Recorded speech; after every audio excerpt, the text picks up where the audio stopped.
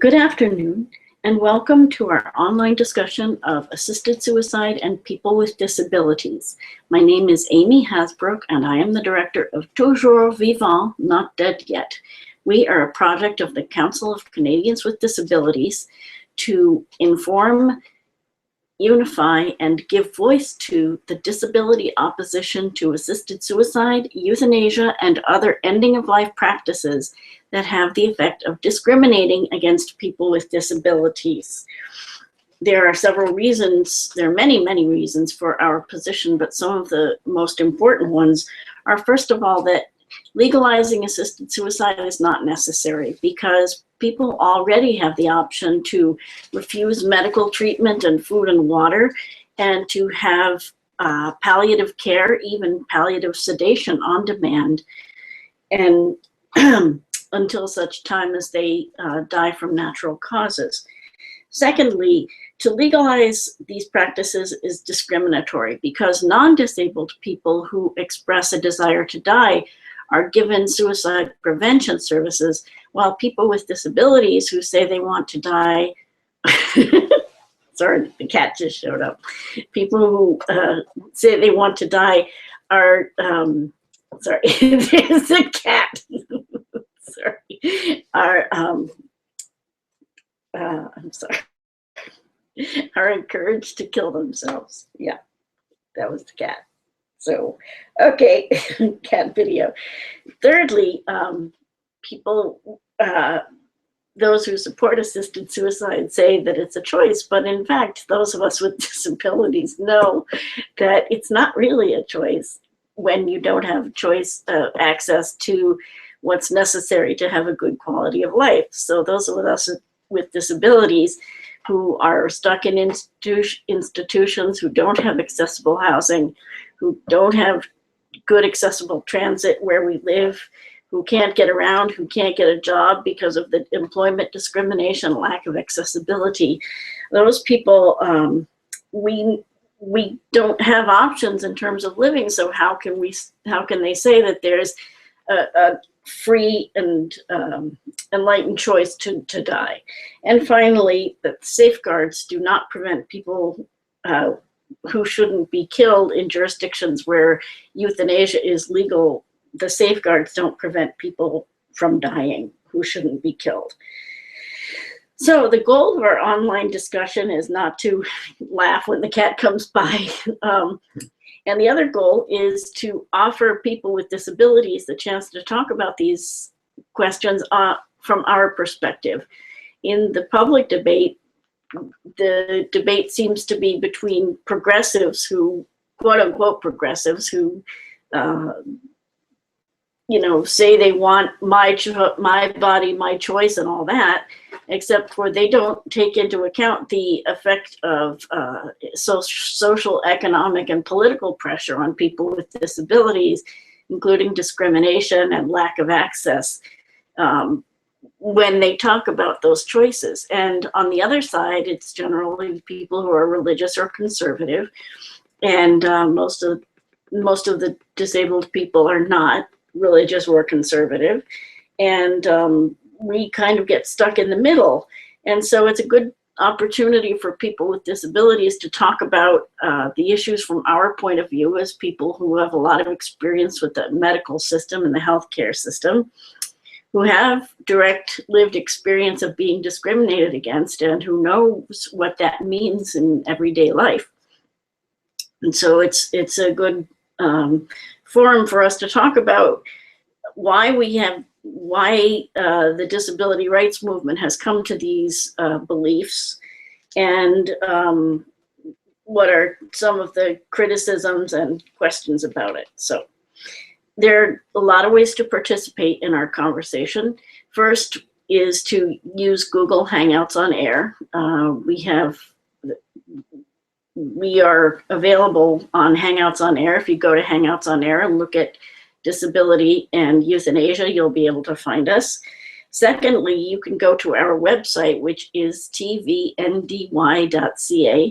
And if you go to the events tab and choose today's date, you'll be able to participate in our discussion. or you can go to my YouTube channel and or just search for YouTube Disability Euthanasia on Google or whatever your favorite search engine is, and you will be able to find us. And you can participate on our website or YouTube. You can watch the video and submit questions during the time, or on Hangouts on our air, you can participate live on video. So either way, you can submit questions. You can watch during the week if you aren't here on Fridays, and there are a lot of ways to participate. For more information about anything you see on our discussion, the cat's showing up again, you can email me at info@tv-ndy.ca.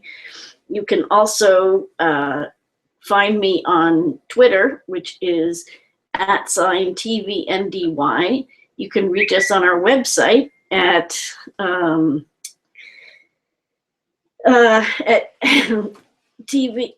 tvndy.ca, or you can go to our Facebook page, which is facebook.com/TVNDY. Oh, I'm sorry. Facebook.com/toujours vivant, not dead yet. Sorry, we couldn't get the initials, so we had to go for the whole name. All right, today's discussion. We have several things coming up. Not Dead Yet in the United Kingdom has mobilized again in London today.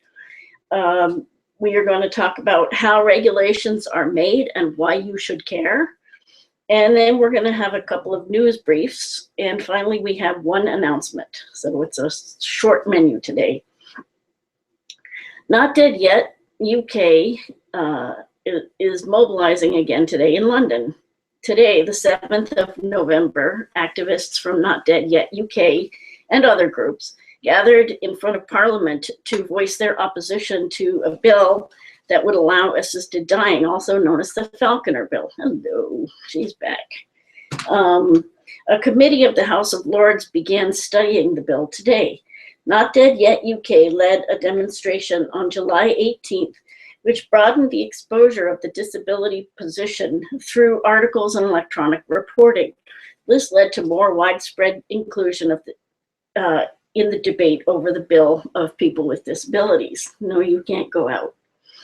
The organizers once again used social media today effectively with a simultaneous, which is called a thunderclap, that reached 134,000 people, and hashtags such as Not Dead Yet UK to reach people on our side, and Dignity in Dying to reach people on the other side.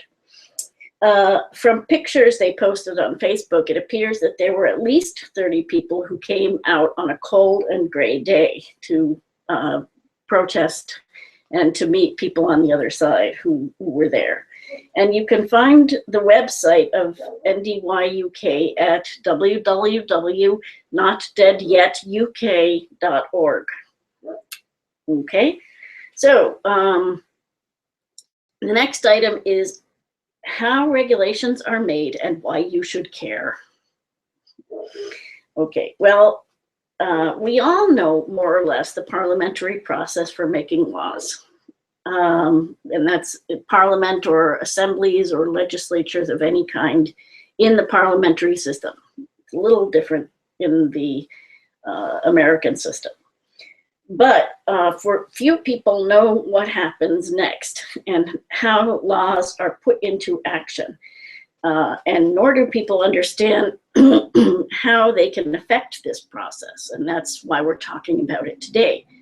I often say that in passing laws, the legislature decides what the ministers or the departments just decide how it will get done. And this is, they decide how it will get done by adopting regulations. In the case of Quebec's law relative to the end of life care, there are many items that need to be fleshed out in the law that need to be described in regulations. For example, and these are just two, and there are many, many of these things that have to be described in regulations. So this could be a document of, a very long document, hundreds of pages. For example, Article 9 requires that each institution must have a clinical program for end-of-life care, which must be consistent with ministerial policy directives.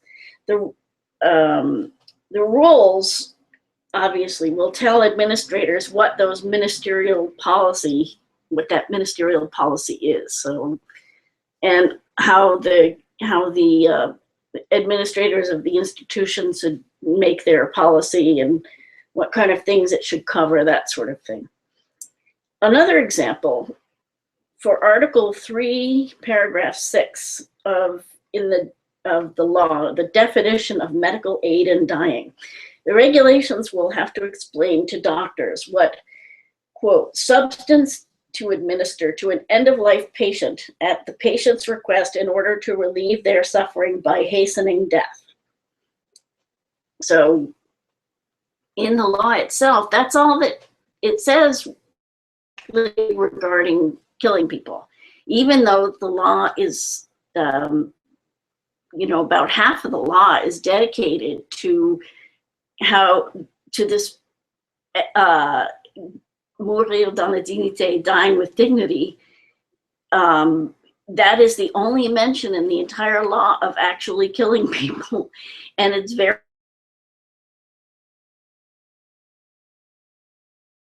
who's gonna,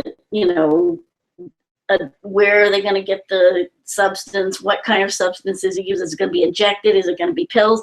It's none of that is talked about. And what about pharmacists who don't want to participate in that? None of that is talked about in the law. So all those things have to be decided. There are a couple of things I want to note about the English version of the law. First of all, there's a discrepancy or a change in the translation between French and English. In French, they use the word entraîner la mort, which means to cause or lead to, or I think cause is an important word. But in the French version, it says hasten death, which is not really quite the same. To say to hasten death, that implies that death is already happening. But in the French version, it says entraîner, which means to cause it. And that's more accurate. That's much more accurate. So I think that people who read the English version of this law are getting an incorrect idea about what it does. And this is another example of how governments hide, how this legislature is hidden, tried to lessen the impact of the law just in using this one word. And it's an important word here. It's probably one of the most important words in the law because, like I said, it's the only place where they talk about how the person is dying with dignity, how that dying is going to happen. This is the only section, and that's the crucial word, and it's different. The other thing is, in the English version, they use a very, very awkward translation. They use the phrase end-of-life patient. And a better construction would be to say a person at the end of life. First of all, it's that's what it says in the French version, and I don't know why they change it in the English version, but it makes it very awkward, and I think it's just not good English, so I don't know why they do that. But whenever I see it written, I always have this, sign wrong. So anyway, be that as it may. So the process of rulemaking. First, the ministers and department heads or person in charge in the department have to draft the regulations. So they have to figure out what to write. And there are organizations that do this, that's what they do and they get paid for it. So sometimes they just subcontract it out to one of these groups. So they draft the regulations, which are then put together and they're published in Quebec's official gazette, part 2, which is the part that deals with regulations. Then the public has 45 days to read and comment on the regulations, on the proposed regulations. So you can send in comments saying, I don't like this section isn't good, this other section is bad. Hello, this cat is EO, who's been wandering around. She's going to get some affection now because that's what she's here for. And she's going to purr, but you won't hear that probably. The public has, no, she's just passing through. The public has 45 days, right? Okay. The comments that people submit are supposed to be incorporated or weighed and incorporated into the improved version of the regulations. Now, anybody can submit comments, and it might be that 2 people or groups submit comments that say the opposite thing. So it's always good if you have a comment that you want to have recognized, that you try to get more than one person to say the same thing. And it's not guaranteed that that will be accepted, but it might help. And you know, obviously you want to try to present your point in the best as possible to affect the change, but you cannot guarantee that what you say will be incorporated into the next draft of the regulations.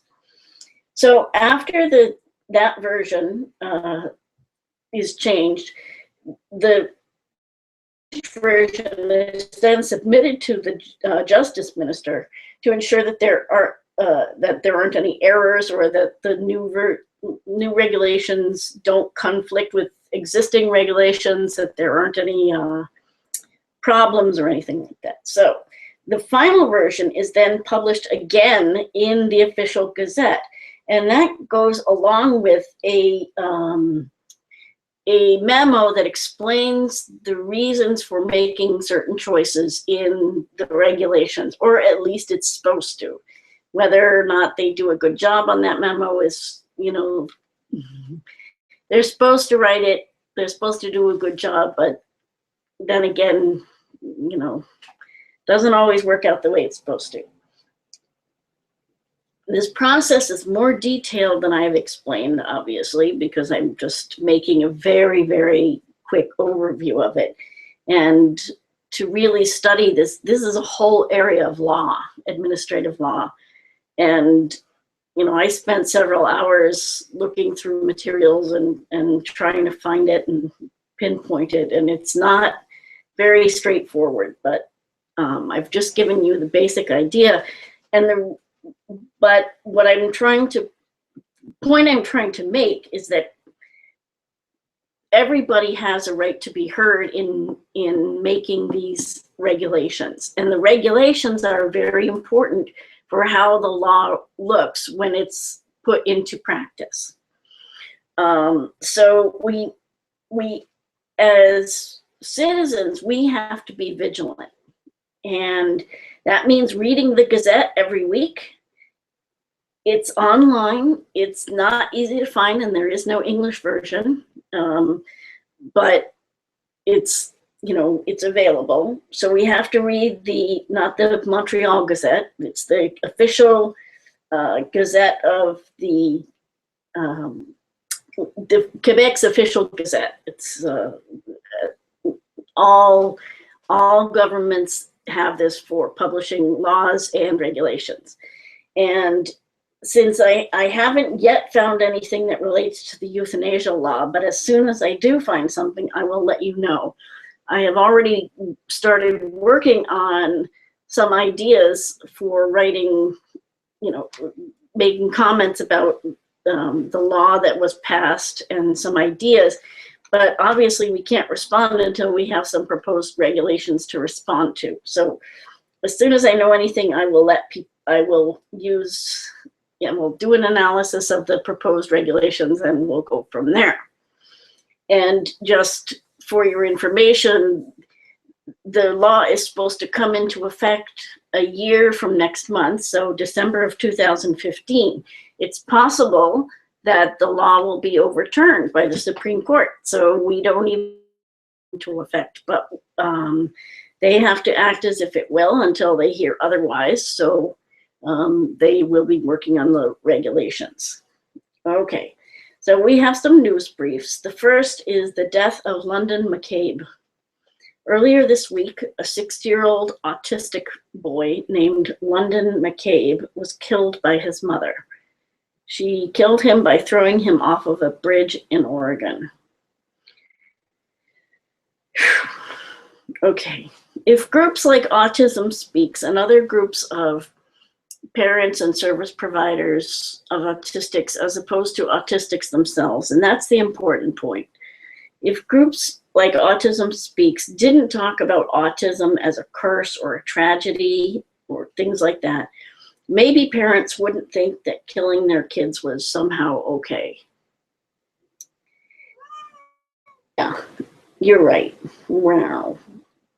Maybe if the media sympathized with the child instead of with the parents, as they do when they write articles about this stuff, there would be more public outrage about these murders. And there are several murders like that every year where a parent kills a child who's autistic or has a disability because the parent says, oh, it's too much, I can't deal. But that's not a reason to kill your kid. So, okay.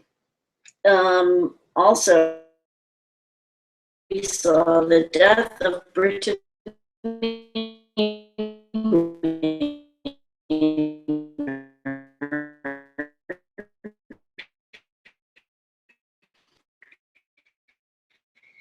and committed. Talked about her last week. That's all we need to say. The media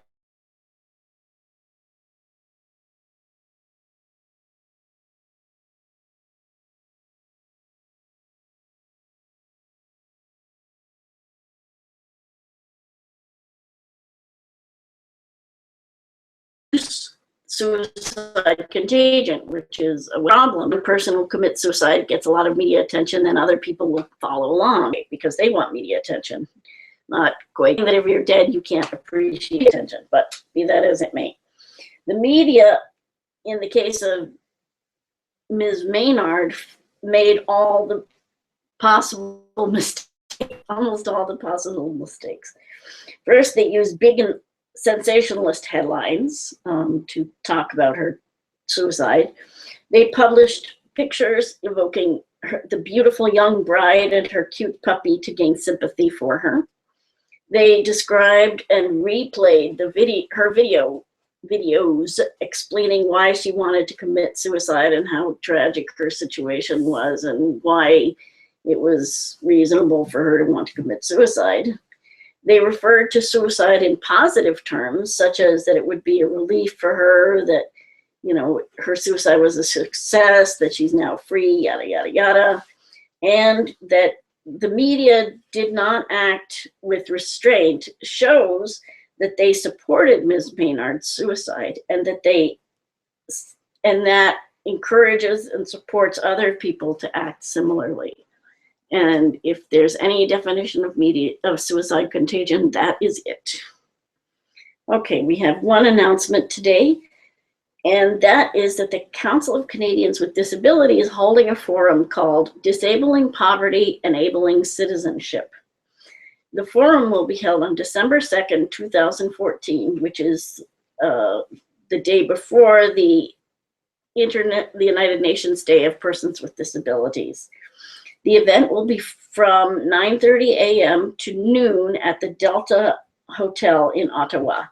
Admission is free, and translation, captioning, and sign language interpreting are available. And for more information, you can contact the Council of Canadians with Disabilities either at their website at ccdonline.ca or by calling 204-947-0303.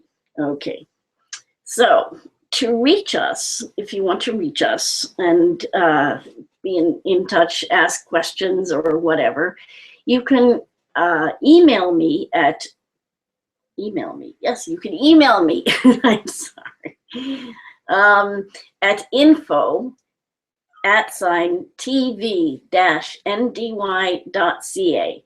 You can also reach me on Twitter, which is @TVNDY.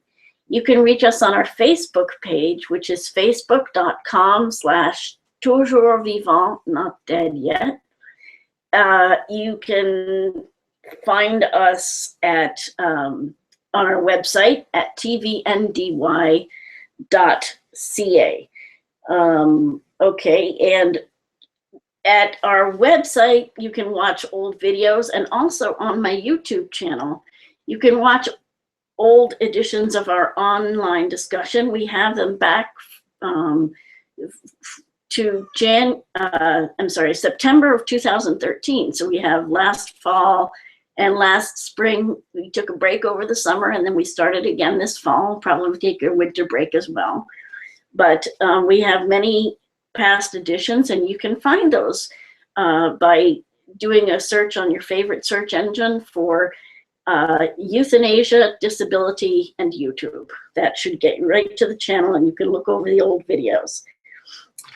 So I invite you to watch old videos or to visit with us again next week, where we will hopefully have something interesting to talk about, or I will come up with something interesting to talk about. Hopefully the cat will not make me laugh.